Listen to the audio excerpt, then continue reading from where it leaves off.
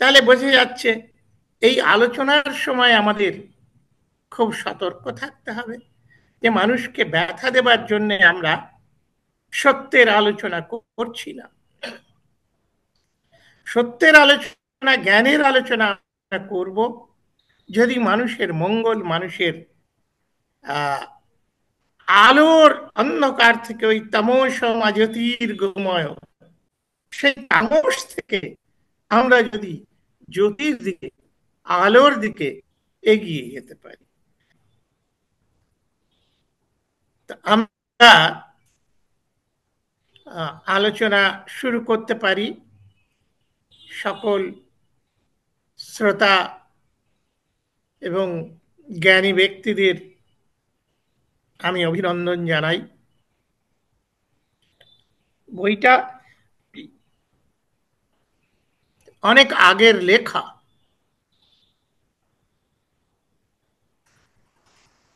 তবে এটা পাবলিশড হলো 1900 2007-08 প্রথম, তারপরে কয়েকবার পাবলিশড হয়েছে। বিষয়বস্তু গীতা রহস্য, নামটাও তাই দেওয়া হয়েছে। আমাকে একজন পণ্ডিত ব্যক্তি বললেন, তুমিও গীতা রহস্য লিখলে? কারণ তার মতে ইতিমধ্যে গীতা রহস্য বলে একটি খুব বিখ্যাত বই আছে, যেটা 1911 সালে বাল গঙ্গাধর তিলক, সেই পণ্ডিত ব্যক্তি এবং দেশপ্রেমী ব্যক্তি, জেলে থাকাকালীন লিখেছিলেন। খুব বড় বই, আমারটা ছোট বই। আমি বললাম, তিলক যে কারণে গীতা লিখেছেন, যে অ্যাঙ্গেল থেকে গীতা লিখেছেন, আমি একটু ইন্ডিপেন্ডেন্ট চিন্তা ভাবনা থেকে লিখেছি। কারণ গীতা নিয়ে তো বহু লেখালেখি আছে। ম্যাক্স মুলার তার মৃত্যুর 2 বছর আগে 1898 সালে গ্রন্থ লিখেছেন ভারতবর্ষের সেক্রেট শাস্ত্রগুলোর ওপরে।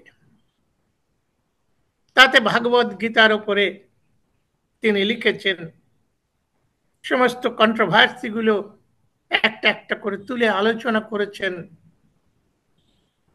যার মধ্যে প্রথমেই রয়েছে গীতা কে লিখল। বেদব্যাস বলে বলা হয়, কিন্তু সেকালের ল্যাঙ্গুয়েজ, সেকালের বিষয়বস্তু এবং বেদব্যাস, অনেকগুলো বেদব্যাস আছে। কে লিখেছেন কিংবা সবাই মিলে একটু একটু করে লিখেছেন, এ সমস্ত আছে। স্বামী বিবেকানন্দ, তিনি প্রধানত শ্রীরামকৃষ্ণের শিষ্য। কালী পুজো করতেন, শ্রীরামকৃষ্ণ কালী দেবী বা মায়ের আরাধনা করেছেন। বলা হয় তিনি কথাও বলতেন, দেখা সাক্ষাৎ ছিল। অথচ শেষ পর্যন্ত বিবেকানন্দর যে ধর্ম এবং সংগঠন, রামকৃষ্ণ মিশন, তারা কিন্তু এই গীতা খুব প্রচার করে। এবং বলতে দ্বিধা নেই যে আমার কাছে যে গীতা আছে সেটা ওই রামকৃষ্ণ মিশনেরই গীতা গ্রন্থখানা, স্বামীজিদের ট্রান্সলেটেড, সংস্কৃতেও দেয়া আছে, বাংলাও দেওয়া আছে। এখন এই গীতা সম্পর্কে আলোচনা করতে যাওয়া খুব সাবধানতার সঙ্গে করা দরকার। কারণ একেবারে নিরপেক্ষ মন নিয়ে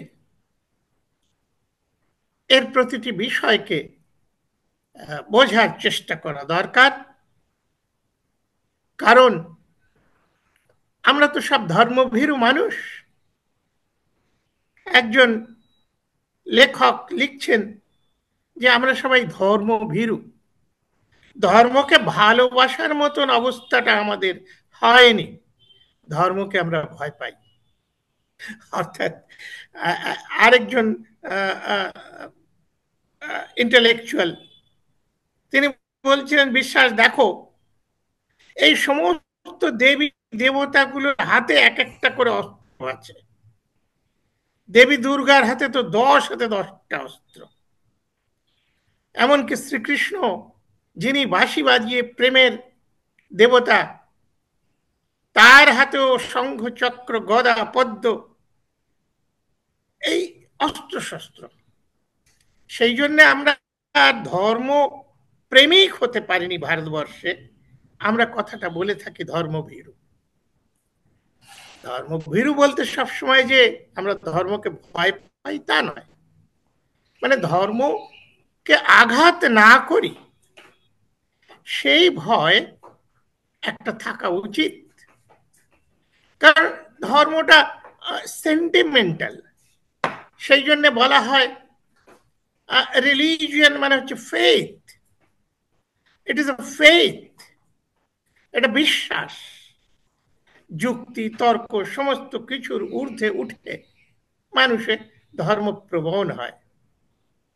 যেমন ওই আচার্য প্রফুল্লচন্দ্র, যিনি প্রথম বঙ্গের বিজ্ঞান বিষয়ক বিষয়গুলো করতেন, তিনি খেদের সঙ্গে বলেছিলেন, ওই বেঙ্গল কেমিক্যালের প্রতিষ্ঠাতা আচার্য প্রফুল্লচন্দ্র, তিনি বলেছেন দেখো প্রফেসরটা কলেজে বসে চন্দ্রগ্রহণ সূর্যগ্রহণ ছেলেদের কি সুন্দর বোঝালো, কিন্তু আবার সূর্যগ্রহণের দিন ওই গঙ্গায় গিয়ে ডুব মারছে চোখ বন্ধ করে, জল ছুঁড়ে ছুঁড়ে তর্পণ করছে পিতৃপুরুষের কাছে সেই জল পৌঁছে দেবার জন্য। অর্থাৎ এই যে ফেইথটাতে শেষ পর্যন্ত জ্ঞানী ব্যক্তিরাও, বুদ্ধিমানেরাও, যুক্তিবাদীরাও চট করে রেগে যায়। যেমন এই এই গীতা রহস্যর ব্যাপারেই আমি বলি, বইয়ের ভেতরে যাওয়ার আগে এই ইন্ট্রোডাকশনটা একটু দরকার। একদিন বসে বন্ধু বান্ধব যারা এসেছে আমার কাছে আলোচনা করতে, কথাবার্তা বলছি, হঠাৎ একটা টেলিফোন। গলাটা মনে হলো চেনা চেনা, কিন্তু পরিচয়টা সে দিচ্ছে না। টেলিফোন করে সে কি বলছে, বলছে স্যার আপনি আর লিখবেন না বই। আমি বললাম কেন? বই কেন লিখবো না?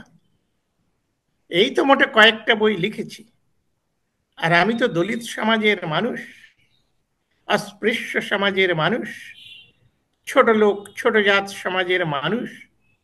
এদের মধ্যে তো বইটই লেখেনি এখনো কেউ, 4-5 জন জানি আমি।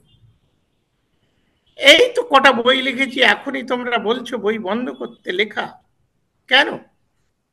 বলে না, ওই যে আপনি গীতা রহস্যতে শ্রীকৃষ্ণকে তো সেভাবে উজ্জ্বল ভাবে দেখাননি, তাতে কি হলো? আমি তো ইম্পার্শিয়ালি দেখাবার চেষ্টা করেছি সেই বইটা সম্পর্কে, সেই তার যিনি বক্তা তার সম্পর্কে। মানে না, মনে কষ্ট হয়। তখন আর কি বলবো, কারণ আমার বাবার কাছ থেকে একটা জিনিস আমি শিখেছি, যে কেউ যদি বলে যে তোমার কথায় আমি ব্যথা পেলাম, তাকে কখনো বলবে না না না আমি তো তোমায় ব্যথা দিইনি। আরে তুমি যাই বলে থাকো, খুব ভালো ভালো কথা বলেছো, কিন্তু সে তো ব্যথা পেয়েছে তাই তো বলছে। সুতরাং তাকে অন্যভাবে বলো যে ভাই তোমাকে ব্যথা দেওয়াটা আমার উদ্দেশ্য নয়। আমি এই কারণে বলেছি। সুতরাং তাকেও আমি, ওই ছেলেটিকেও বললাম, সে পরিচয় দিচ্ছে না। তুমি কেন ব্যথা পাচ্ছ? বলে আমরা মতুয়া তো। তাহলে তো তোমাকে ব্যথা দেওয়া দরকার, কারণ তুমি মতুয়া হয়ে এই বৈষ্ণব বিষয়ে ব্যথা পাও, কারণ হরিগুরুচাঁদ তো বৈষ্ণবের বিরুদ্ধে কত কথা বলেছেন। তাহলে বোঝা যাচ্ছে এই আলোচনার সময় আমাদের খুব সতর্ক থাকতে হবে যে মানুষকে ব্যথা দেবার জন্য আমরা সত্যের আলোচনা করছি না। সত্যের আলোচনা, জ্ঞানের আলোচনা করব যদি মানুষের মঙ্গল, মানুষের আলোর অন্ধকার থেকে, ওই তামসমা জ্যোতির্গময়, সেই তামস থেকে আমরা যদি জ্যোতির দিকে, আলোর দিকে এগিয়ে যেতে পারি। এবারে আমি আসি যে কেন এই বহুকাল লিখব। তার কয়েকটা ঘটনা আছে, সেই ঘটনাগুলো বিষয়বস্তুর সঙ্গে মিলিয়ে মিলিয়ে আমি বলবো যে বহুকাল আগে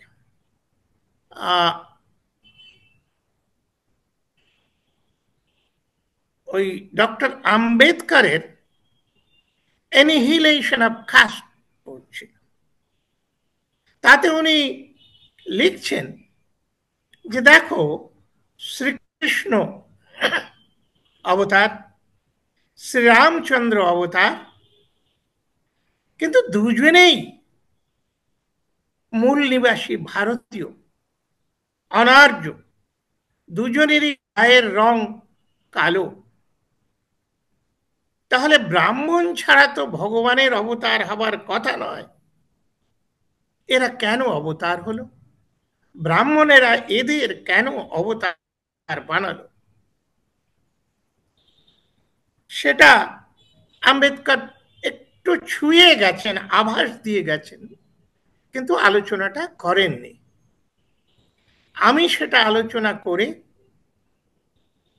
ওই 1987 কাছাকাছি একটা সময় একটা পত্রিকায় দীর্ঘ প্রবন্ধ লিখেছিলাম, অবতার, কেন এরা অবতার হয়েছিল। সুতরাং তার মধ্যে শ্রীকৃষ্ণ, গীতা, এগুলো আলোচিত ছিল। সেই প্রশ্নের একটা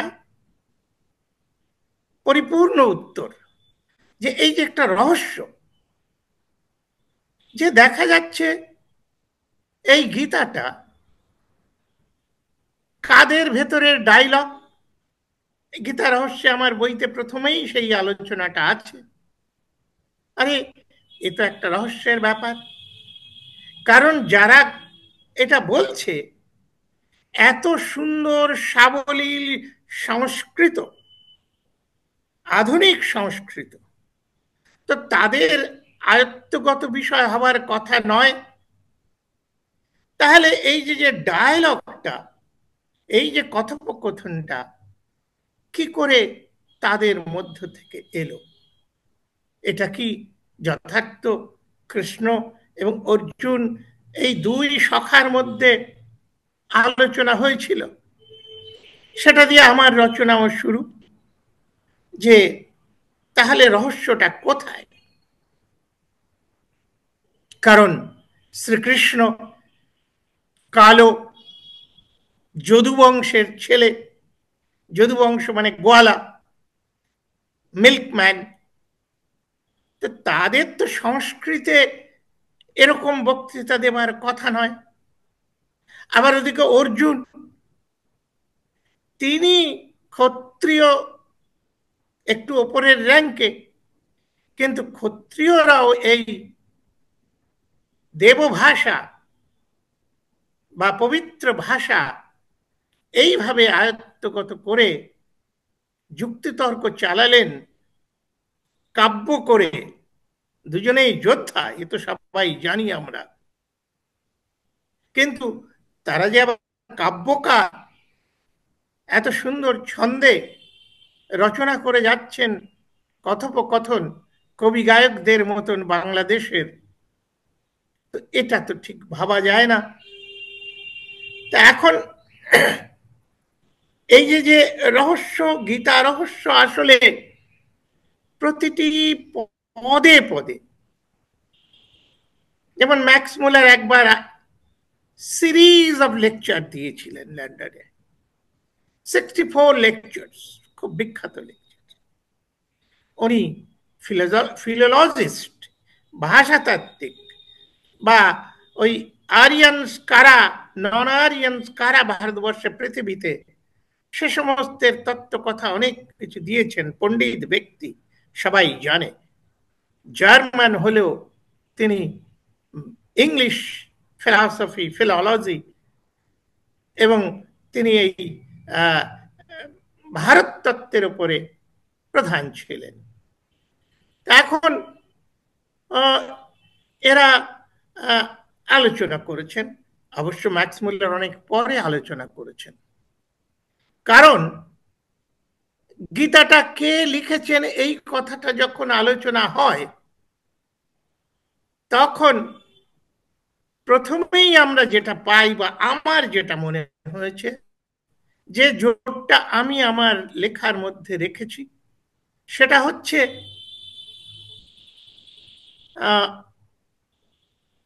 গীতা প্রাচীনকালের যত কিছু সোশিওলজি বা রাজনীতির বই আছে, সেই কি যেন, সেই চাণক্যের অর্থশাস্ত্র থেকে শুরু করে বা প্রাচীন অন্যান্য শাস্ত্রে, বেদে তো আর শ্রীকৃষ্ণ নেই, বেদে তো আর এই যুদ্ধের বিষয় নেই। সুতরাং এগুলো কবে থেকে এলো, কে এই গ্রন্থ রচনা করলো, কবে থেকে গীতা নামক একটা গ্রন্থ ছিল? আসলে গীতা নামে কোনো গ্রন্থ ছিল না 1774 সালের পূর্বে। এই যে 700 কিংবা কম বেশি 750, কারণ এর বিভিন্ন সংখ্যায় লেখা গীতা বিভিন্ন ভাষায় রয়েছে, তো আমার কাছে যেটা রয়েছে সেটা হচ্ছে 700 শ্লোকে। তো এখন এই যে শ্লোকগুলো, এইভাবে একটা বই যেটা আমার কাছে আছে গীতার, শুধু গীতা, শ্রীমৎ ভাগবত গীতা, এটা ম্যাক্স মুলার লিখেছেন। আসলে শ্রীমৎ ভাগবত পুরাণ আর একটা বই, সেটাও শ্রীকৃষ্ণ সম্পর্কিত, সেটা হচ্ছে শ্রীকৃষ্ণের জীবনী। আর এই যে যে গীতার কথা আমরা আলোচনা করছি, বা যেটা মানুষে জানে, বিশেষ করে গীতা বললেই যে বইটা সামনে চোখ ভেসে ওঠে, সেটা হচ্ছে 1974 সালের পূর্বে এইরকম একটা বই ছিল না। তা বইটার আবির্ভাব কি করে হলো, এর জন্মটাও একটা রহস্য। ওয়ারেন হেস্টিংস, তিনি আরেকজন ইংরেজ সাহিত্যকার, তাকে বললেন এই পুরো মহাভারতটাকে তুমি ট্রান্সলেট করে দাও। তিনি পুরো মহাভারতটাকে ট্রান্সলেট করে দিয়েছিলেন। সেই ট্রান্সলেটেড মহাভারতের ইংরাজি থেকে ওয়ারেন হেস্টিংস, ইস্ট ইন্ডিয়া কোম্পানির গভর্নর জেনারেল, তখন তিনি কেবলমাত্র এই কথোপকথন, dialogue between Krishna and Arjun, এইটা দিয়ে ওনাকে বললেন,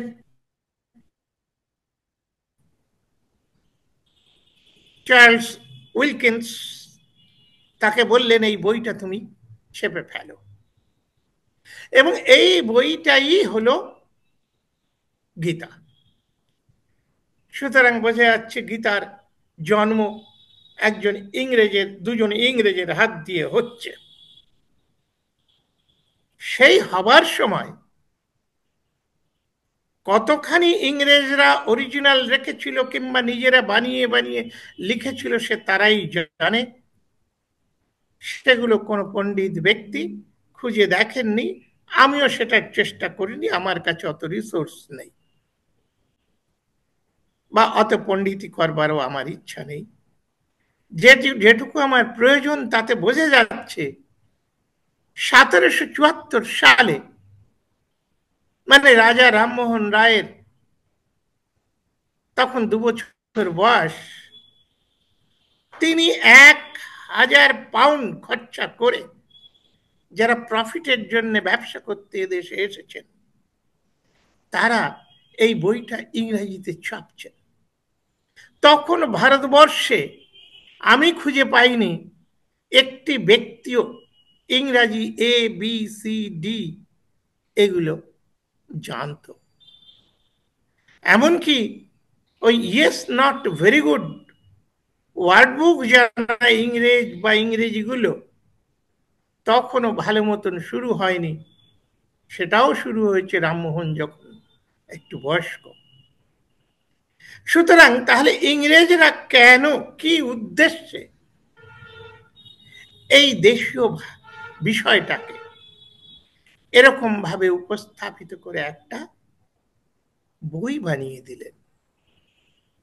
সেই জন্য দেখা যায় যে এই গীতাটা তখন বহুলভাবে প্রচলিত হয়নি।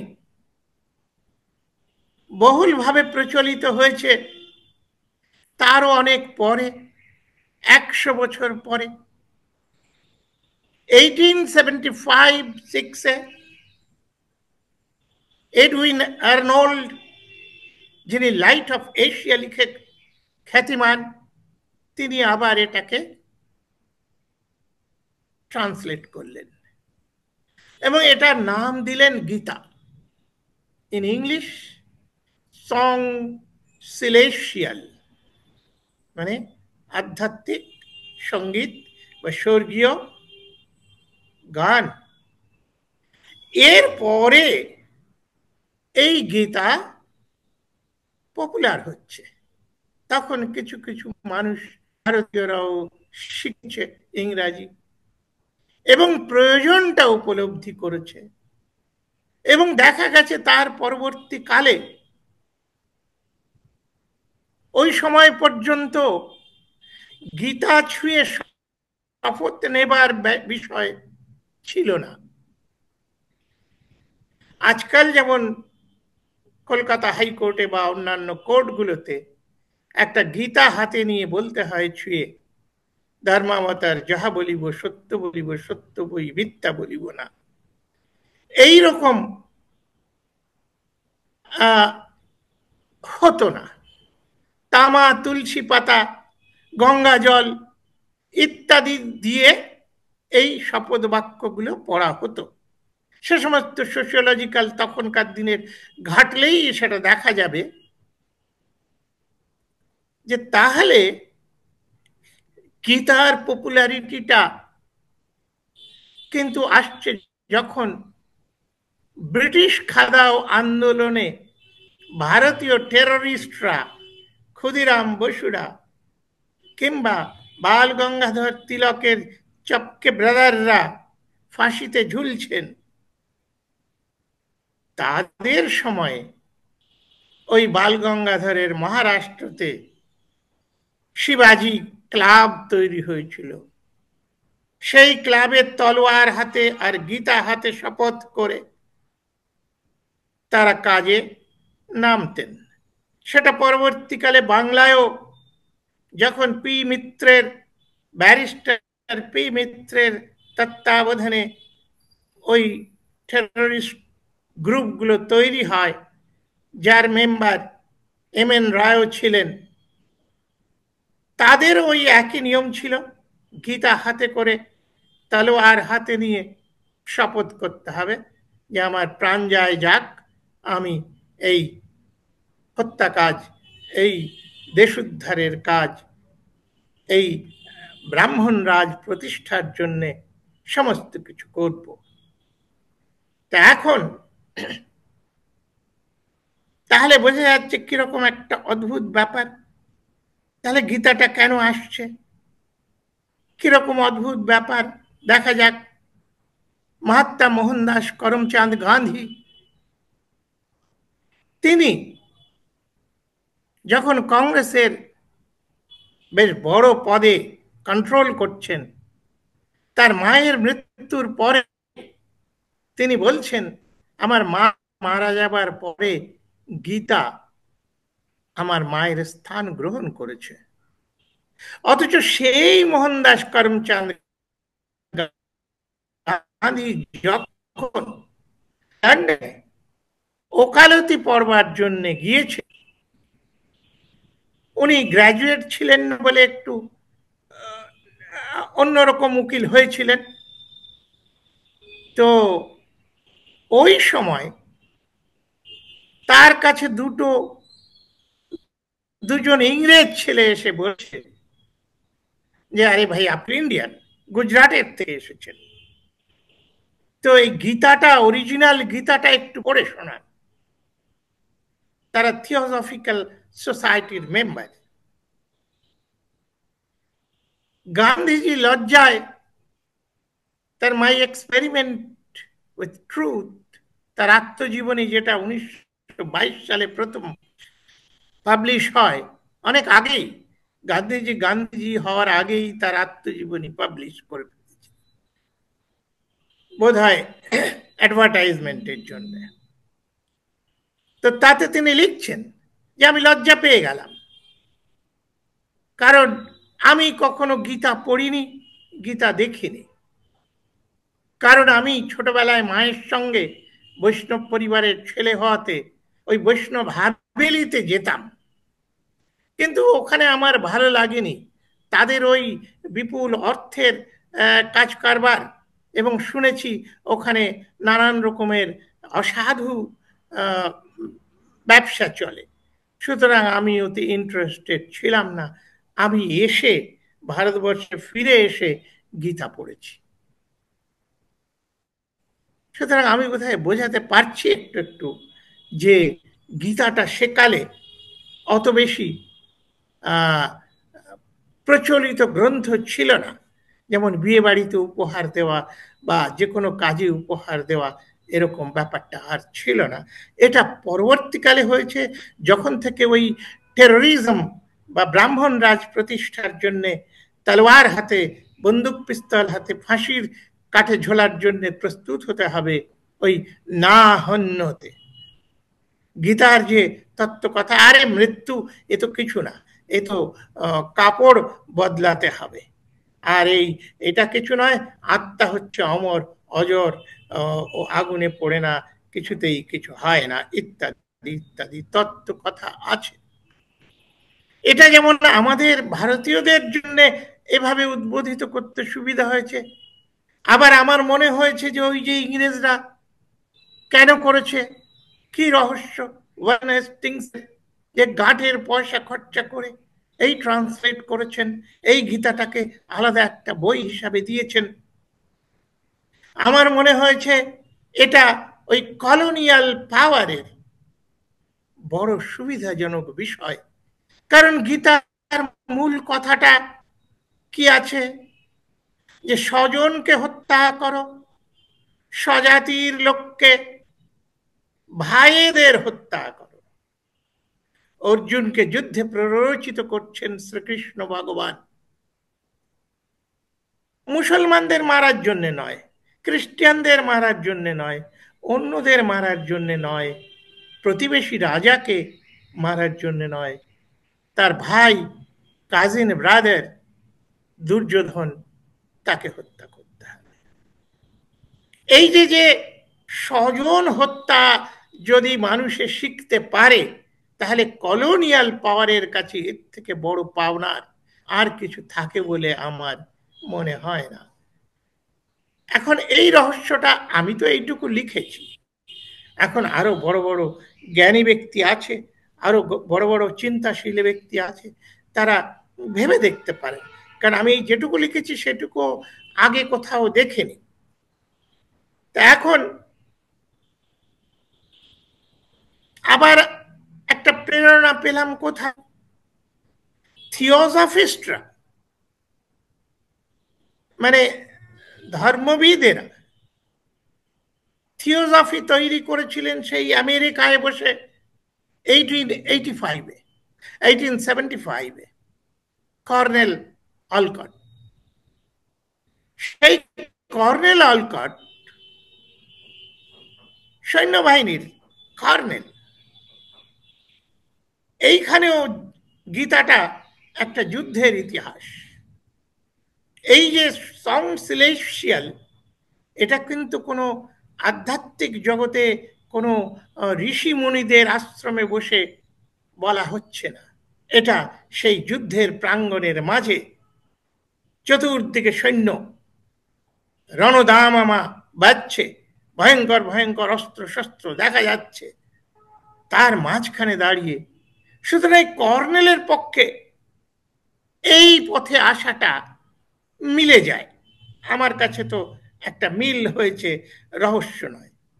কিন্তু রহস্য কোথায় হয়েছে? এই কর্নেল যখন আমেরিকায় বানিয়েছেন, তার 5 বছর পরে, 6 বছর পরে এরা অলকট এবং মাদাম ব্লাভেৎস্কি, হেলেনা পেট্রোনোভা ব্লাভেৎস্কি, তিনি এবার রাশিয়ান জেনারেলের বউ। তিনি ওই পিটার হান তার মেয়ে। পিটার হান ও কর্নেল, রাশিয়ান কর্নেল, একদিকে আমেরিকান কর্নেল, একদিকে রাশিয়ান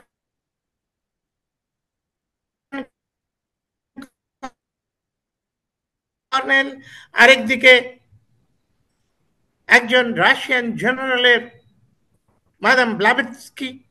ব্লাভেৎস্কি বাবার সারনেমটা ছেড়ে দিয়েছেন, স্বামীকে ছেড়ে দিয়েছেন, কিন্তু এই ব্লাভেৎস্কি নামটা ছাড়েননি। উনি ঘর ছেড়ে, সংসার ছেড়ে, স্বামী ছেড়ে পালিয়ে যান 17 বছর বয়সে। তারপরে মিশরের কপ্ট গ্রুপের খ্রিস্টানদের গুরুর কাছে ম্যাজিক শিখেছিলেন। তারপরে তিনি হিপিদের সঙ্গে যোগ দেন। তারপরে সিগলে এসে পালি মন্ত্রে বুদ্ধম শরণম গচ্ছামি বলে বৌদ্ধ হয়ে যান। আর 82 সালে এসে তারাই ভারতবর্ষের এডায়ারে, মাদ্রাসে প্রতিষ্ঠা করলো একটা international religious organization, theosophical society, সর্বধর্ম সমন্বয়ের একটা ব্যবস্থা। তাহলে দেখা যাচ্ছে একটা মিল আছে, যে কর্নেল, কর্নেল, মেজর, তখন ওই সময়ে কিছু পরেই ধীরে ধীরে ধীরে ধীরে পৃথিবী, কলোনিয়াল পাওয়ারগুলো বিশ্বযুদ্ধে এগিয়ে যাচ্ছে, যুদ্ধের দামামা তাদের দেশেও বাজছে। এই একটা মিল গীতার সঙ্গে যেন আছে। কিন্তু রহস্যটা কোথায় এসে গেল? যে মাদাম ব্লাভেৎস্কি দেহত্যাগ করছেন 1891 খ্রিস্টাব্দে লন্ডনে। না রাশিয়া, না আমেরিকা, না ভারত, লন্ডনে, যারা ওই সময় পৃথিবী কন্ট্রোল করছে। তখন মাদাম ব্লাভেৎস্কি তার মৃত্যুর সময় একটা উইল করছেন, প্রচুর সম্পত্তি ছিল, তো উইল করছেন যে আমার ভক্ত শিষ্যরা আমার প্রতি মৃত্যুর দিনে সভা করবে, আর সেই সভায় প্রথমে লাইট অফ এশিয়া অর্থাৎ বুদ্ধের জীবনীটা পড়বে, তারপরে গীতা, এই যুদ্ধের বইটা পড়বে। এটা রেগুলার প্রতি বছর তোমাদের করতে হবে। এইখানে একটা রহস্য, বুদ্ধ তো যুদ্ধ বিরোধী, আর গীতা তো যুদ্ধের বই, যুদ্ধের প্রাঙ্গণে কথিত হয়েছে। এখন কে বলেছেন তা নিয়ে কথা আছে, সেটা পরে বলছি। এই যে যে একটা রহস্য, যে কি হলো, তাহলে দুইয়ের মিলনটা কোথায়? বুদ্ধ শান্তি, গীতা ভয়ঙ্কর যুদ্ধ, ধর্মক্ষেত্র কুরুক্ষেত্রের যুদ্ধ। ভারতবর্ষে নাকি আর ওই রকম বড় যুদ্ধ হয়নি, হয়নি, তেমন কোনো ইতিহাস পাওয়া যায় না। কলিঙ্গ যুদ্ধটা ছোট্ট একটা কলিঙ্গের যুদ্ধ ছিল, কিন্তু ওই সারা ভারতবর্ষ জুড়ে একটা ভারত যুদ্ধ, ভগবান শ্রীকৃষ্ণ যার সারথি, আসলে কথা ছিল উনি যুদ্ধ করবেন না, হ্যাঁ অস্ত্র ধরেননি, কিন্তু যুদ্ধ পরিচালনা তিনিই করেছেন। এখন এটা একটা রহস্য। এই রহস্যের উত্তর যারা গীতা নিয়ে পড়াশোনা করে, গীতা নিয়ে ডক্টরেট করে, গীতা নিয়ে কলেজ ইউনিভার্সিটিতে সেমিনার করে, তাদের এগুলো ভাবা দরকার যে কি ব্যাপার। এই এক অদ্ভুত রহস্য যে বুদ্ধের শান্তি এবং গীতার অর্জুন, মারো, তুমি ক্ষত্রিয়, তোমার ধর্ম নিধন করা, তুমি নিধন করো, তোমার এটা দেখবার বিষয় নয়। সামনে তোমার ভাই কিংবা দেশের লোক রয়েছে বা স্বজনেরা রয়েছে, তোমার কাজ হত্যা করা, সেটাই তোমার ধর্ম, তুমি সেটা করো।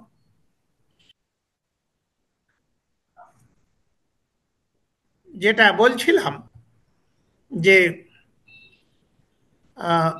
এ বিষয়ে বিবেকানন্দ আপত্তি তুলেছেন যে আরেকটা আহ, আহ, রহস্যের কথা, যে বলা হচ্ছে যে এখানে এই প্রথমে বলেছি ট্রান্সলেশন হয়েছে dialogue, dialogue between Krishna and Arjun. এই যে কথোপকথন, এইটা তো গীতার কথক কিংবা লেখক, এখানে যে শ্রীকৃষ্ণ সেটা কি করে বোঝা যাবে? কারণ তখন তো ওই যুদ্ধক্ষেত্রের মাঝখানে কোনো স্টেনোগ্রাফার ছিল না, যে এই সুললিত কাব্যগ্রন্থ কোনো টাইপ স্টেনোগ্রাফার ফটাফট লিখে ফেলেছেন, সে পরবর্তীকালে কোথাও লেখা হয়েছে। গীতা বলে গেছে শ্রীকৃষ্ণ, শুনেছেন অর্জুন, আর শুনেছে ওই ধৃতরাষ্ট্রের সামনে ছিল একজন সন্ন্যাসী সঞ্জয়, তিনি টিভির মতন ওটা দেখেছেন এবং ধৃতরাষ্ট্রকে বলেছেন, কিন্তু কোথাও এটাকে লিপিবদ্ধ করার কেউ নেই। সুতরাং এটা কার নামে চলবে? বিবেকানন্দ অনেক প্রশ্ন তুলেছেন। এটা সম্ভবত এই গীতার একটা রূপ, মোটামুটি একটা ফাইনাল রূপ শঙ্করাচার্যের সময় থেকে, সম্ভবত শঙ্করাচার্যই প্রথম গীতাকে এভাবে লিখছেন, তিনি লিখেছেন। তো এগুলো আহ, এত বড় গ্রন্থ, যা এখন লক্ষ লক্ষ মানুষের মাঝে প্রচলিত রয়েছে এবং তার চাহিদা বাড়ছে, সুতরাং এগুলো বেরিয়ে আসা দরকার। ডক্টর আম্বেদকর গীতা সম্পর্কে অত্যন্ত অবহেলা সূচক মন্তব্য ইত্যাদি করেছেন।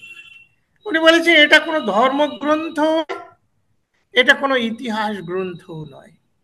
কারণ যখন ওই যুদ্ধের কথা বলা হচ্ছে, অতগুলো সম্রাট, জরাসন্ধ, আহ, তারপরে আরো যাদের যাদের পরাস্ত করছে, আহ, এত তো রাজা একসঙ্গে থাকতে পারে না, এটা কোথায় হয়েছে? যার ফলে ডক্টর আম্বেদকর তাত্ত্বিক দিক থেকে বলেছেন, আরে ওই দেখো কি বলছে শ্রীকৃষ্ণ ভগবান হয়ে, যে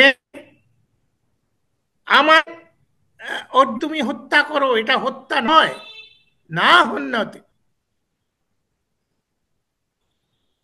আম্বেদকর তোমাদের মতন একজন বড় ব্যারিস্টার ছিলেন, লন্ডন গ্রেজ ইন থেকে পাশ করে এসেছিলেন।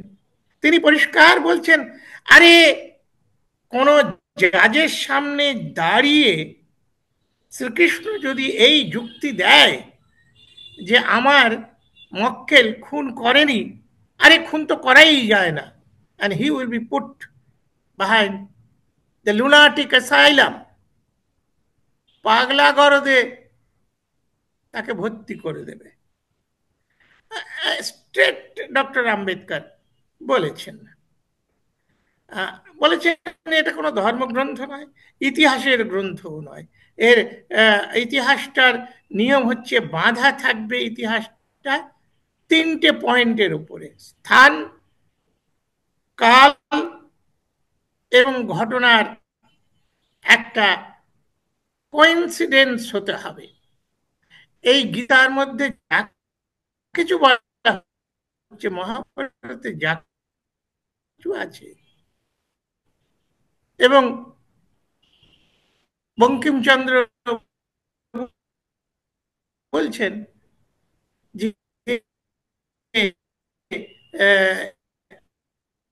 এই যুদ্ধটা নেই যে এরকম একটা বড় মহাভারতে পরবর্তীকালে প্রক্ষিপ্তভাবে কেউ জুড়েছেন, এ সমস্ত তো আছেই। তারপরে আমার জীবনের একটা ঘটনা দিয়ে একটা বিষয়ে বলি গীতার, যে কিরকম রহস্যজনক বিষয়। একবার আমার কিছু বেশ, তখন আমি চাকরি করি, তখন আমি গভর্নমেন্ট অফ ইন্ডিয়ার তখন ডেপুটি সেক্রেটারি ফাইন্যান্সে। তো আমার বন্ধুরা তারা বিজেপির বড় নেতা এসেছে, একটা বড় ন্যাশনাল সেমিনার হবে। সেমিনারের বিষয়বস্তু কি? Productivity linked wage. আমরা সেটা করতে পারি কিনা ভারতবর্ষে, সেটা আলোচনা হবে। তা আমার কাছে এসেছে, আমার তার কিনোট অ্যাড্রেসটা দিতে হবে। আমি অনেক কাকুতি মিনতি করলাম যে ভাই, এরকম একটা টেকনিক্যাল সাবজেক্ট, আর এত বড় বড় নেতারা থাকবে, ভারতবর্ষের মন্ত্রীরাও থাকবে, তো আরো এরা হিন্দুত্ববাদী একেবারে কট্টরপন্থী, এদের মাঝখানে যে অনেকে আমাকে চেনেও, তো এসব কথা আমার কথা বললে অসুবিধা হবে, আমাকে নিও না। কিন্তু কিছুতেই ছাড়লো না, আমার হাতে সেই দায়িত্ব দিল, প্রোডাক্টিভিটি লিঙ্কড ওয়েজেস। তো সেই গ্যালাক্সিতে বসে প্রথমেই আমি শুরু করলাম এই গীতার বা শ্রীকৃষ্ণের উক্তি দিয়ে। অবশ্যই ইংরাজিতে চলছিল কথাবার্তা, যে এই আমরা তো এখানে আজকে ডিসকাশন করতে এসেছি যে যতটা আমি উৎপাদন করব সেই অনুপাতে আমার মাইনে বা স্যালারি হবে। কিন্তু আমরা এমন একটা দেশে বসবাস করি, আমাদের ভগবান এবং আমাদের পবিত্র শাস্ত্র সম্পূর্ণ বিরুদ্ধে কথা বলেছেন। সুতরাং আজকে আমরা যে আলোচনা করব সেটা কতটা মানে খাপ খাচ্ছে একটু বলে আমি বললাম যে গীতায় শ্রীকৃষ্ণ বলছেন যে কি একটা কথা আছে, কারণ্যেবাধিকারস্তু মা ফলেষু কদাচন। কর্মেই আমাদের অধিকার আছে, ফলে আমাদের অধিকার নেই। সুতরাং প্রোডাক্টিভিটি লিঙ্ক তো দূরের কথা, আমাদের স্যালারি কি হবে না হবে, আদৌ মজুরি আমরা পাবো কি না পাবো, আমাদের ভগবান বলছেন এটা আমি ঠিক করব।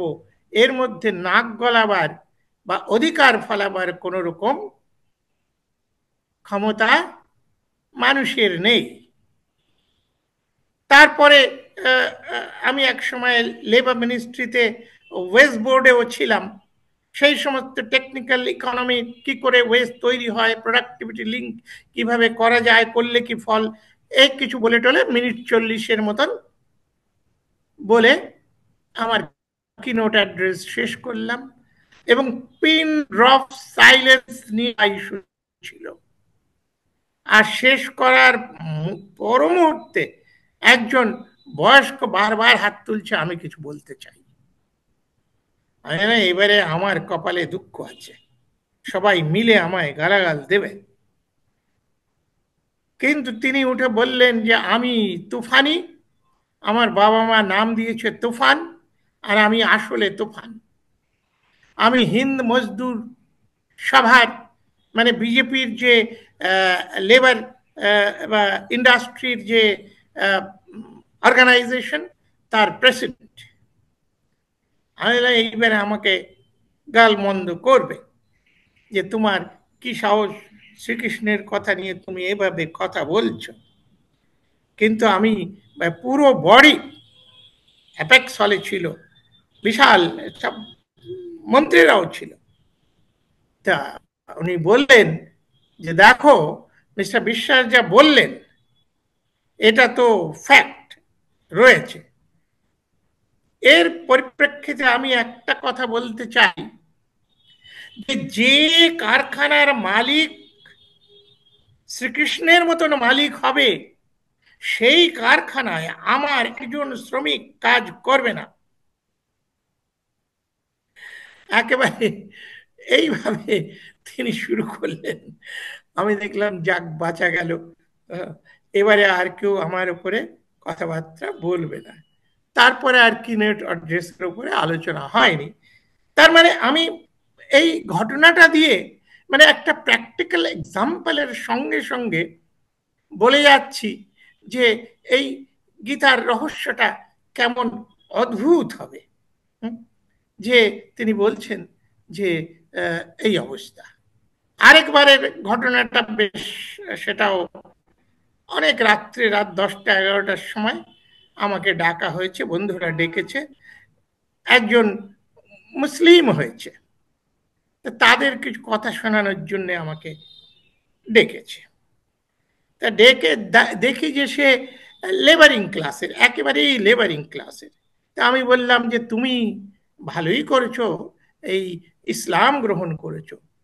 তুমি এর আগে যেখানে ছিলে সেখানে বলা হয়েছিল তোমার মজুরি তোমার ইচ্ছা মতন তুমি পাবে না, কিন্তু যেখানে এসেছো সেখানে মোহাম্মদ প্রফেট বলেছেন যে মজদুরের গায়ের ঘাম শুকিয়ে যাওয়ার আগে ওকে মজদুরি দিয়ে দিতে হবে।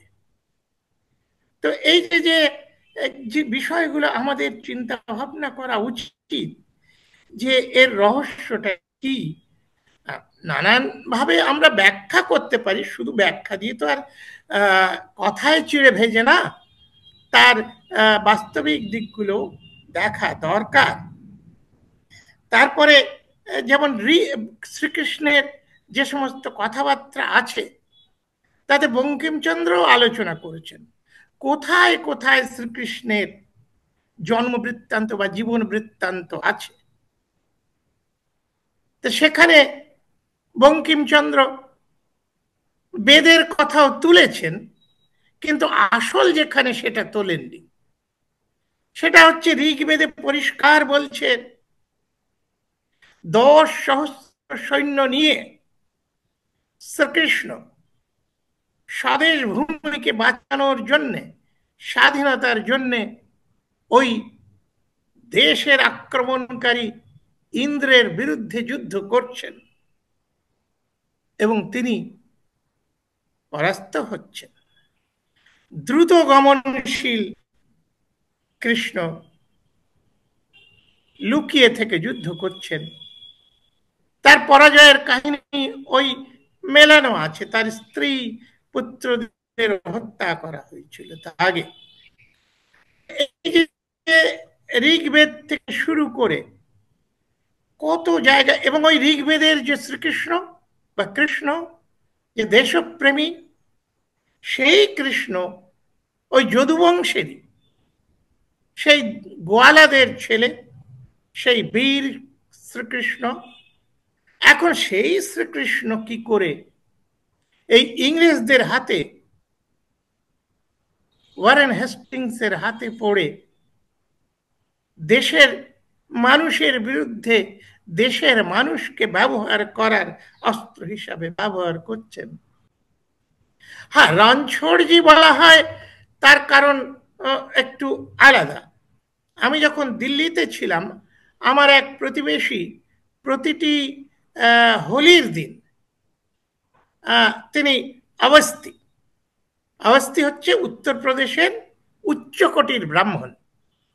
তিনি এসে প্রতি প্রতি বছর প্রথমে আমার থেকে বয়সে বড় ছিলেন, আমার কপালে ওই আবির দিয়ে বলতেন, বিশ্বাস আপনাকে দিয়ে আমার হোলি শুরু হলো।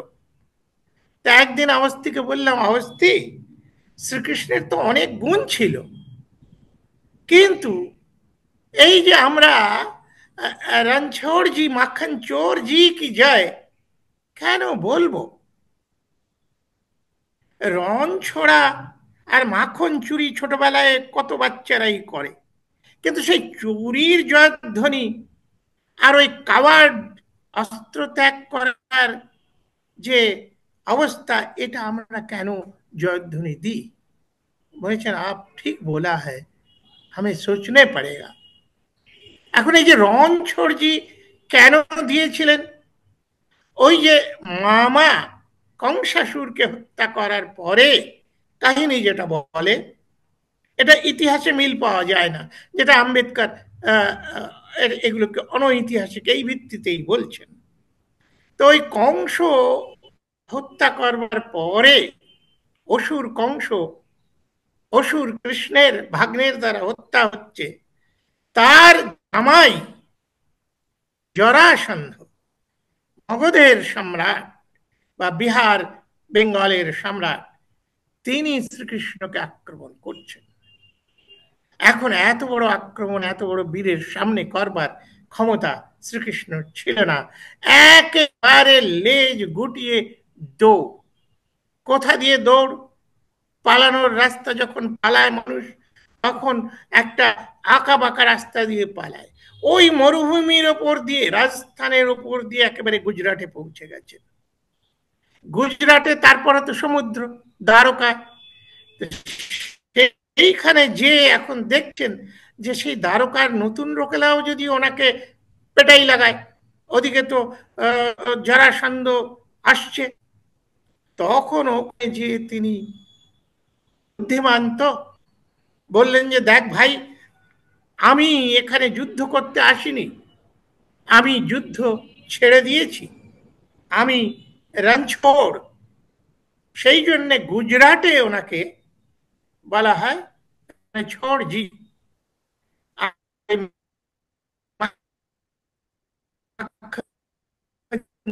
গুজরাটিরা এই জয়ধ্বনি, তো এ কেন এরা করে আমি বুঝি না।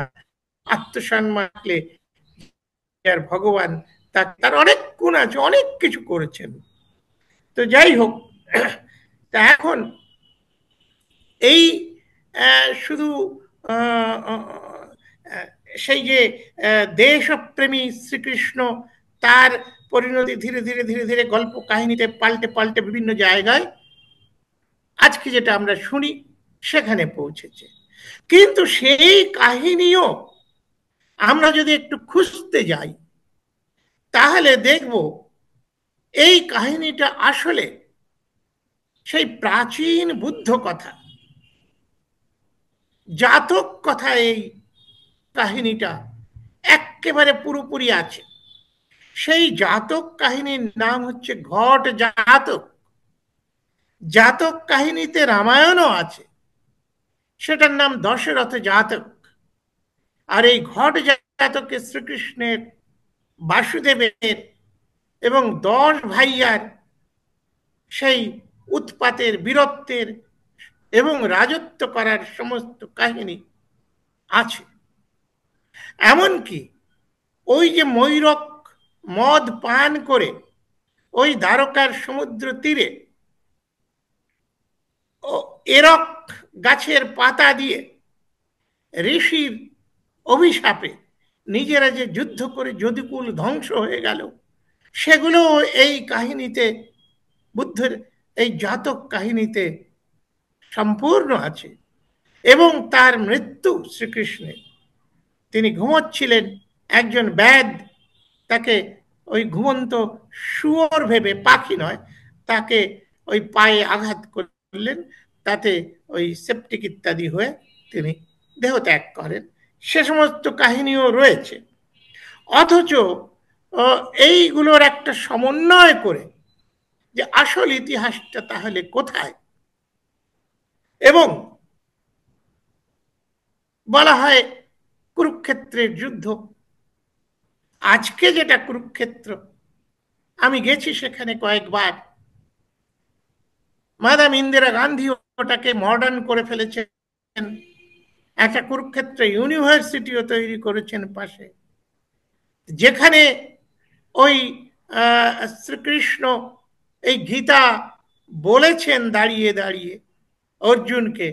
সেই জায়গাটাতে একটু ঘেরাও করে মূর্তিও বানানো আছে, কিন্তু তার পাশে যে খানাখন্দ এবং যে ছোট্ট একটা জায়গা, আমি কোনো একটা আর্টিকেলেও পড়েছি, তারাও এটাই বলেছে যে এইটুকু জায়গায় 18 অক্ষৌণী সেনা, এখন যে শহরটা আছে সেটা যদি নাও থাকে, এইটুকু জায়গায় তো এরকম যুদ্ধ হয় না।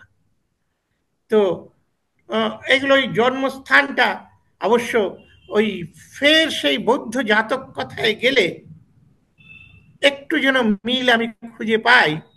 সেটা হচ্ছে জাতক কথায় যে 16টা অঙ্গরাজ্যের কথা বলা হয়েছে, জনপদ, প্রথম জিওগ্রাফি ভারতবর্ষের আমরা ওই বৌদ্ধ জাতক কথাতেই পাই। সেই 16টা জনপদ, তার মধ্যে একটা জনপদের নাম সুরসেন। সেই সুরসেনের রাজধানী হচ্ছে মধুরা, যেটাকে পরবর্তীকালে মথুরায় জন্মগ্রহণ করেছেন, মথুরায় খেলাধুলা করেছেন, ইত্যাদি ইত্যাদি আছে। সেই মধুরায় অনেকে শ্রীকৃষ্ণের জন্মের এটা বলেন। আমার মনে হয় কথাটা বোধহয় একটা জায়গায় কোথায় যেন মিল আছে। তার কারণ ওই মধুরাতে গৌতম বুদ্ধ ধর্ম প্রচারে যেতেন না। তার শিষ্যরাও বলতো আপনি ওখানে যাবেন না, গেলে ওরা আপনাকে অপমান করবে। কারণ ওই মধুরা বা মথুরার লোকেরা অত্যন্ত জাত বিদ্বেষী, অর্থাৎ জাতিভেদটাকে খুব মানে। সুতরাং সেই অ্যাঙ্গেল থেকে আমার মনে হয় এটা যেন শ্রীকৃষ্ণের সেই যে পরবর্তীকালের গীতার যে চতুর্বর্ণ মা চতুর্বর্ণাং মা সৃষ্ট গুণ কর্ম বিভাগস, এবং বর্ণ এবং আশ্রমের বিষয়গুলো এগুলো রয়েছে। তো এই বিষয়গুলো আমরা যদি একটু অনুধাবন করবার বা অ্যানালিসিস করে এর ঐতিহাসিকত্ব এবং এর ধর্মীয় তত্ত্ব কোথায় ওঠানামাটা রয়েছে, এগুলো খোলা মনে করতে পারি, তাহলে আজকে শ্রীকৃষ্ণের যে একটা চিত্র দেখা যায় তার থেকে অনেক ভালো চিত্র পাওয়া যাবে, আবার কিছু কিছু মন্দ দিকও পাওয়া যাবে। যেমন সত্য ধর্ম আবিষ্কারক গুরুনাথ সেনগুপ্ত পণ্ডিত কবিরত্ন, তিনি এক জায়গায় লিখেছেন যে শ্রীকৃষ্ণ ভারতবর্ষের অত্যন্ত ক্ষতি করে গেছেন। তার কারণ ওই যে কুরুক্ষেত্রের যুদ্ধে সমস্ত বীর নির্বীর করে গেছেন। এটা মহাভারতেও আছে যে সমস্ত বীরেরা, এমনকি যদুকুলের যারা তার নিজের বংশের, যারা ওই যুদ্ধে মারা যায়নি, তাদেরও তিনি হত্যার ব্যবস্থা করেছেন। এবং ওই যে আম্বেদকরের যে প্রশ্নটা ছিল, why Krishna and Rama has become avatar and they have been created avatar by the Brahmins, সেটার আমি যে উত্তর দিয়েছিলাম সেই উত্তরের সঙ্গে মিলে যায়, বা সেই মিল খুঁজতে যে ওইগুলো আমি পেয়েছিলাম, যে শ্রীকৃষ্ণ সকলকে মেরেছেন, অঘাসুর, বকাসুর, ধনুকাসুর, এমনকি একেবারে শৈশবে পুতনা রাক্ষসীকে ওই দুধ খাওয়ার সময় হত্যা করেন। মানে একেবারে শিশু অবস্থা থেকে তিনি এই অসুর, রাক্ষস, দানবদের হত্যা করছেন এবং পরবর্তীকালে সমস্ত রাজাদের তিনি হত্যা করছেন একের পর এক। করার পরে তিনি নিজের বংশকেও শেষ করে দিচ্ছেন। কেন করছেন? ভাগবতের দশম একাদশ অধ্যায়ে পরিষ্কার লেখা আছে। কোন যুদ্ধটা সেটা লেখা হচ্ছে না, যে কুরুক্ষেত্রের যুদ্ধ লেখা হচ্ছে যুদ্ধের পরে শ্রীকৃষ্ণ, বলরাম, যদুকুলের সৈন্যবাহিনী যারা মরেনি তারা ওই দ্বারকায় যে আনন্দ ফুর্তিতে আছেন, এবং যদুকুলের লোকেরা প্রচন্ড দাপটে অহংকার করে বেড়াচ্ছে, আরে কাহেকা ব্রাহ্মণ, আমরাই হচ্ছি আসল বীর, আমরাই ওদের রেখেছি বাঁচিয়ে এবং আমরাই ওদের বাঁচিয়ে রাখব। এইসব কথা যখন শ্রীকৃষ্ণর কানে গেছে যে এদের ঔদ্ধত্য এত যে এরা ব্রাহ্মণকে ছোট করছে, সুতরাং তিনি ভাগবতে পরিষ্কার লিখছেন, তার বাংলাটা এই সংস্কৃত থেকে, যে এই ভূভারটুকুও আমি শেষ করে দেব। যারা ব্রাহ্মণকে চ্যালেঞ্জ করেছে তারা ভূভার, এবং সেই ভূভার আমার বংশের লোক কিনা হোক, আমি তাদের শেষ করে দেব। এবং সেই জন্যে অতি সুকৌশলে তিনি ওই দ্বারকায় এনে ওই মদ খাইয়ে নিজেদের মধ্যে রেষারেষি করে তারপরে যুদ্ধ বাঁধিয়ে ওদেরও শেষ করে দিলেন। এবং তার আগে আগে সব জায়গায় দেখা গেছেন তিনি সবাইকে মেরেছেন, কিন্তু একটি ব্রাহ্মণের গায়ে তিনি হাত দিতে কাউকেই দেননি, নিজে তো দেননি, কেউকে দেননি। সেটা ওই আমি অবতার গ্রন্থ মানে আর্টিকেলে যেটা লিখেছিলাম তাতে ওই ঘটনাটা ভাগবত থেকে তুলেই দিয়েছিলাম, শাস্ত্র থেকে। কি আছে ঘটনাটা অনেকেই জানেন, আমি শুধু লিঙ্ক করে দিচ্ছি। সেটা কি, ওই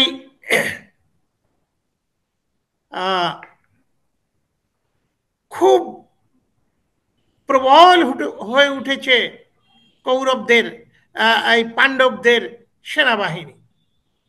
সুতরাং কৌশল করে অর্জুনের বা কুন্তির 5টা ঘুমন্ত ছেলেকে তরুণ 5 বালককে ঘুমন্ত অবস্থায় হত্যা করা হয়। যুদ্ধ তখন চলছে। সকালবেলায় যখন 5 জন পুত্রের মৃতদেহ দেখতে পাচ্ছে দ্রৌপদী, তিনি কান্নায় ভেঙে পড়ে অর্জুনকে শুধু বললেন যে তুমি বেঁচে থাকতে তোমার সন্তানদের এইভাবে যারা হত্যা করলো তাদের তুমি প্রতিশোধ নাও। এবং অর্জুন তখন বললেন যে আজ সন্ধ্যা হওয়ার আগে যে এই কাজ করেছে সেই কালপ্রিটের মুন্ড তোমার পায়ে এনে আমি উপহার দেব। কিন্তু যেই খোঁজ নেওয়া হলো কে করেছে, দেখা গেল অশ্বত্থামা এই অপকর্ম, এই কাপুরুষের কাজটা, এই ক্রিমিনাল কাজটা করেছে। অশ্বত্থামাকে দ্রোণাচার্যের একমাত্র পুত্র, ব্রাহ্মণ বংশের কুলপ্রদীপ অর্জুন তাকে তাড়া করলেন। সন্ধে হওয়ার আগে তাকে মারতে হবে। তখন ধরে ব্রহ্মাস্ত্র ছুড়বেন, শ্রীকৃষ্ণ সামনে এসে দাঁড়ালেন। আপনারা পড়ে দেখুন। বললেন, কি করছো তুমি? তুমি ব্রাহ্মণ হত্যা করবে? না না না, তুমি ওকে তোমার বাণ দিয়ে ওকে বেঁধে ফেল। তখন অর্জুন, ব্রাহ্মণকে তো মারা যাবে না। তিনি তাকে ওই রজ্জু বাণ দিয়ে অশ্বত্থামাকে বেঁধে ফেললেন। বেঁধে এবারে শ্রীকৃষ্ণ বললেন যে এক কাজ করো। শ্রীকৃষ্ণ জানেন যে এখানে ছেড়ে দিতে বললে মুশকিল আছে, ডিপ্লোম্যাট বড়। উনি বললেন চলো হবে, কারণ মহিলার কাছে বাধা অশ্বত্থামাকে যখন এনে দ্রৌপদীর সামনে আছড়ে ফেলা হলো,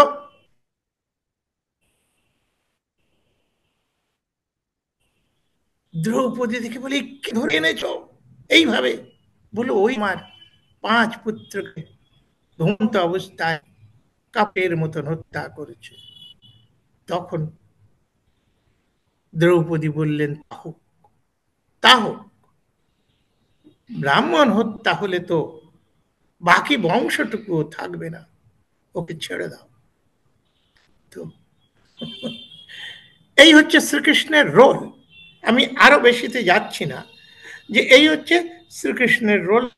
ওই জন্য ডক্টর আম্বেদকর যেটা প্রশ্নটা তুলেছেন, why Ram and Krishna have been recognized as lord god আর অবতার।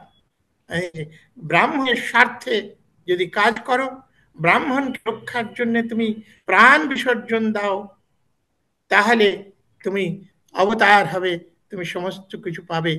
আর ব্রাহ্মণের বিরুদ্ধাচরণ করলে তোমার কিছুই, এমনকি যদুবংশের ওই শুধু আস্ফালন করেছিল বলে শ্রীকৃষ্ণ সেই ভূভারটুকুও উঠিয়ে ফেললেন।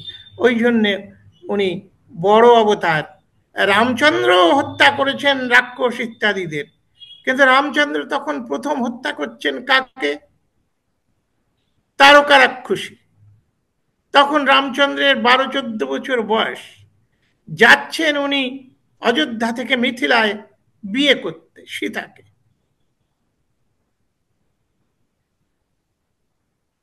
পথে তারকা রাক্ষসী, ওই যে অসুর রাক্ষস ভারতীয়,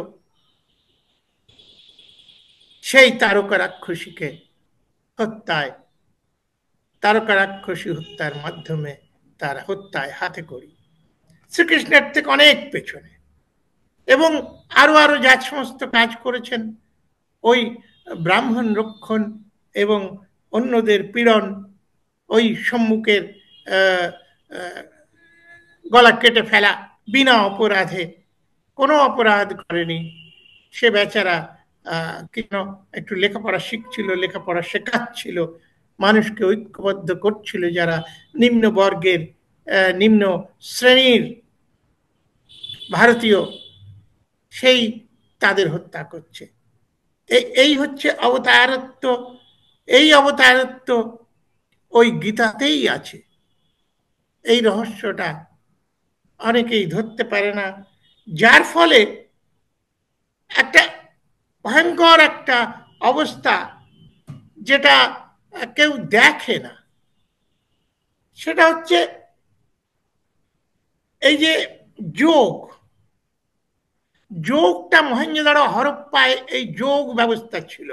এটা হচ্ছে ভারতবর্ষের আদি এক ধর্মীয় এবং শরীর রক্ষার বা বলশালী হবার, সুস্থ থাকার উপায়। সেই যোগ যখন আর্যরা ভারতবর্ষ আক্রমণ করে বা এদেশে এসে এদের উপরে অত্যাচার চালায়, তখন এই যোগীদের স্পেশালি টার্গেট করে দেবরাজ ইন্দ্র এদের হত্যা করেছে। ঋগ্বেদে এবং পরবর্তী সমস্ত পর্যায়ে এই কথাগুলো আছে। অথচ দেখা যাচ্ছে কি এক অদ্ভুত পরিস্থিতি, এই গীতায় কিন্তু যোগটা সবকিছুর মূলে এবং সবকিছুর ঊর্ধ্বে, সবকিছুর ভিতর। কিরকম এই যোগটা? আমি বেশি দূরে যাব না আলোচনায়, শুধু একটা জিনিস তুলে ধরবো। 18 অধ্যায়ে গীতা সমাপ্ত হয়েছে। প্রতিটি অধ্যায়ের নাম কিন্তু যোগ দিয়ে। সেই বিষাদ যোগ থেকে শুরু, তারপরে সাংখ্য যোগ, কর্মযোগ, জ্ঞান যোগ, সন্ন্যাস যোগ, ধ্যান যোগ, জ্ঞান বিজ্ঞান সেটাও যোগ, অক্ষর ব্রহ্মযোগ, রাজযোগ, বিভূতি যোগ, বিশ্বরূপ দর্শন যোগ যেখানে বিশ্বরূপ দেখিয়েছিলেন, ভক্তি যোগ, ক্ষেত্রাক্ষেত্র বিভাগ যোগ, গুণত্রয় বিভাগ যোগ, পুরুষোত্তম যোগ। তারপরে ষোড়শ অধ্যায়ের নামটা খুব অদ্ভুত, দৈবাসুর সম্পদ বিভাগ যোগ। দেবতা অসুর এদের সম্পদের বিভাগের যোগ, শ্রাদ্ধত্রয় বিভাগ যোগ, আর সর্বশেষ মোক্ষ যোগ। তাহলে দেখা যাচ্ছে যে যোগ আর্যরা বেদ উপনিষদে ধ্বংস করবার চেষ্টা করেছে, যোগীদের মারার চেষ্টা করেছে, গীতার সময় এসে এই যোগ এসে গেল তার মাঝে। অনেকে বলে, অনেকে ভাবে যে শূদ্র নিধনে গীতার একটা বিরাট ভূমিকা আছে।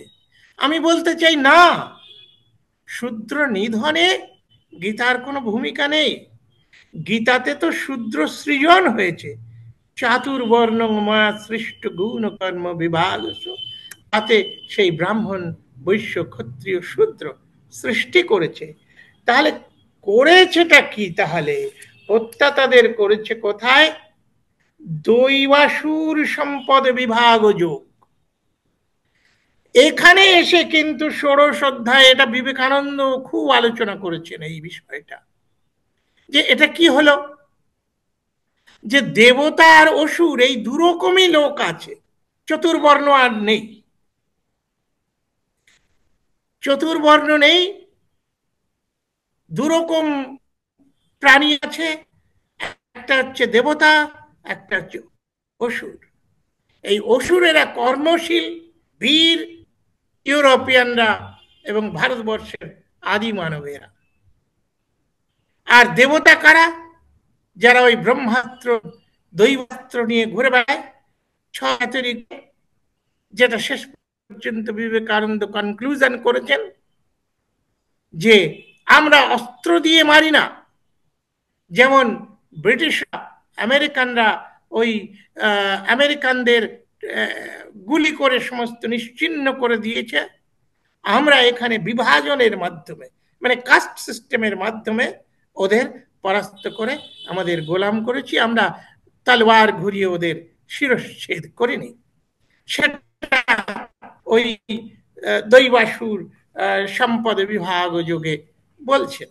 যে তাহলে দেখুন ওই চতুর্বর্ণেরও কিভাবে তিনি বিরোধ করছেন। এমনকি যোগকে প্রতিষ্ঠিত করবার জন্যে ভাগবতে বলেছেন, শ্রীকৃষ্ণের যে জীবনী গ্রন্থ তাতে বলা হচ্ছেন, শ্রীকৃষ্ণ বলছেন, যোগস্ত্রয় ময়া প্রক্তান নৈনাংশ্রেয় বিধিৎসয়া। 3 রকম যুগের কথা। কি কি? জ্ঞান কর্ম চ ভক্তিশ্চ ন পায়ন্নস্তি কশ্চন। এই তিনটে ছাড়া অন্য কোনো যোগের ব্যবস্থা নেই। সেই শ্রীকৃষ্ণর মাধ্যমে আবার গীতা যখন রচিত হচ্ছে, তখন ওই 18টা যোগ কমসে কম, আরো ওর মধ্যে আরো আরো যোগ আছে। আবার ওই 4টে জাত নয়, ওই দুটো এর কথা বলা হচ্ছে, একটা অসুর, একটা হচ্ছে দেবতা। সেই অসুরদের ধ্বংস করবার জন্যে ওই গীতাতেই আছে শ্রীকৃষ্ণ ভগবান হচ্ছেন, অবতার হচ্ছেন। তো সুতরাং এই যে যে সমস্ত আহ, আহ, খুব খুব স্পষ্ট অথচ আহ, বৈপরীত্যময়, সেগুলোকে কথা ফুলঝুরি দিয়ে আহ, ঢাকাঢাকি না করে, বরং ঐতিহাসিক দৃষ্টিকোণ থেকে সমাজবিদ্যা এবং ইকোনমি এবং অন্যান্য যুদ্ধবিদ্যা, গীতা যুদ্ধবিদ্যার বই, সে সে কথা আজকে আর বলা হয়নি।